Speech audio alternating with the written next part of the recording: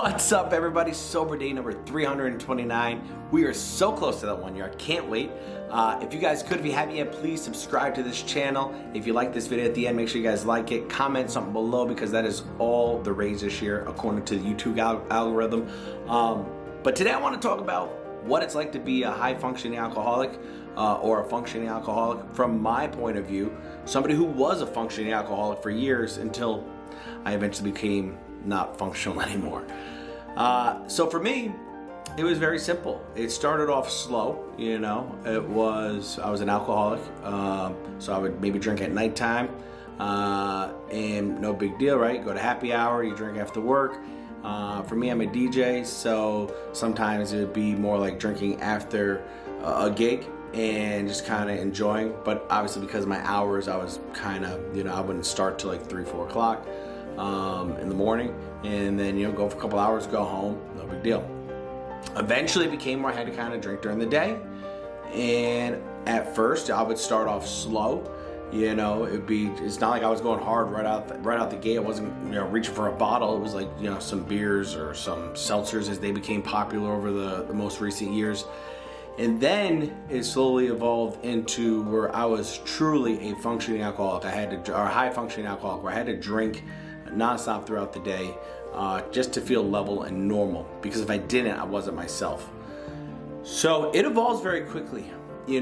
I encourage anybody who is or who believes they are a functioning alcoholic to try to get that under control in some way. I'm not saying you got to give up drinking, but it quickly spun out of control for me. This was over probably about a 4-year period. I would say it evolved quicker than that, but over a 4-year period where I can look back and say, wow, I was good 4 years ago, and then right before I gave it all up, I was at my worst and could barely function. Somehow I got very blessed and lucky and was able to keep my business and was able to somewhat save my reputation. At least that's how I feel. I don't know if I did, that's up for debate, I guess. It's not for me to it's not for me to determine what my reputation is. It's what people, say it is. But I was able to, like I said, as things progress, it's just like anything. The more you take of something, use energy drinks for an example, or coffee, right? When you first started drinking coffee, you could 1 cup and you were good to go. Then you became that person who had to drink 2-3 cups, and then next thing you know, you're drinking coffee all day. Like my mom. My mom drinks coffee all day, right before bed. Doesn't matter. She can drink it. Now that has nothing to do with alcohol, but just goes to show you require more amounts to maintain that level. You're able to get away with it a little bit more. So for me, towards the end, you do start to get sloppy, or I started to get sloppy. Again, keep it on the me. I started to get sloppy with my functioning alcoholism, to where it started to creep into the, all right, now you're causing problems, and suddenly it's not functional anymore. Yeah, I got lucky 90% of the time, but 10% of the time it ended badly, and that's where everything kind of came to a head and where we ended.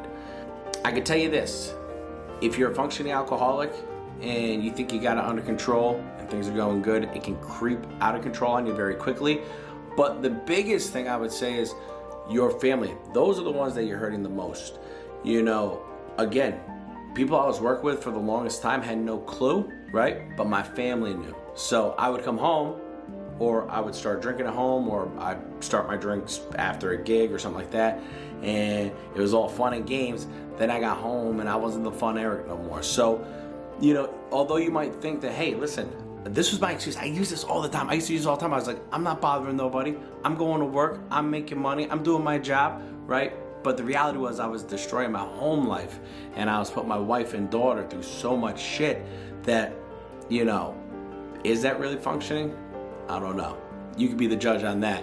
My opinion, looking back at it now, it wasn't fair to my friends and family. Again, it was always an excuse. I use it as an excuse, like, hey, I'm a functioning alcoholic. I'm not doing anything wrong. If anything, I'm only hurting myself. Looking back and reflecting, bottom line is I was hurting only hurting the people that loved and cared about me. Because the people that I worked for, again, I wasn't messing anything up. I was doing my job. These were all things that were happening behind the scenes, because again, it progresses as it goes on. Again, at least for me, it did. I'll keep it on the me again. Guys, I hope this gave you a little bit of insight into functioning alcoholism. If you guys have any questions, feel free to ask me right in the comment section below. I have no problem answering any questions and being open and honest about it. I'll end it and sum it up with this. What I thought I had under control being a functioning alcoholic, for me, escalated fairly quickly, over a couple of years. That's not a lot of time. Fairly quickly into something that was so out of control, I then had to go to detox. So, and the DWIs in between, is that functioning? Let's be honest, is that functioning? That's not functioning the way you want to function in society. That's surviving. I was merely surviving. I would call myself a surviving alcoholic. I would like to coin that term. I was a surviving alcoholic. I was barely functioning. Guys, I hope you got a little info and insight into this topic. Again, any questions, comments, feel free to ask me anything, guys. I'm an open book. That's why I started this channel. Right now I'm editing up my trip to New York City with my cousin Jacob.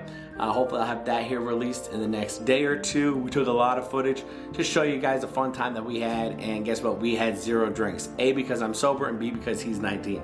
So guys, thank you all so much. I love y'all. Again, if you guys want to see me live streaming on Twitch where I actually DJ, hence the name Sober DJ, that is twitch.tv/DJ Eric_C. I'll put a link below, a link in the description below. Thank you all so much, and I'll see you guys in the next video.